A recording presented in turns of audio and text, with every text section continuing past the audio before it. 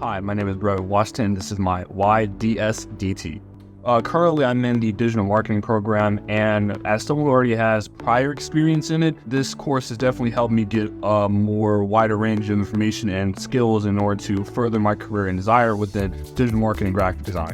The reason why I chose this course in graphic design is because prior to coming here during high school, it was actually my curriculum. So as someone who's an already very creative person, I've always more attached to these type of fields where I kind of freely express myself, and I've always had a knack for design. So my biggest takeaway from the digital marketing program is just that it's further expanding my knowledge and further explaining a lot of things that I was kind of in the gray area for regarding digital marketing, about why things are what they are and the more of the technicalities that comes with it, because your average person doesn't really know everything that fully goes on within the process of digital marketing, from the paperwork, the logistics, from make connections, and so on and so forth. And this is my why DSDT.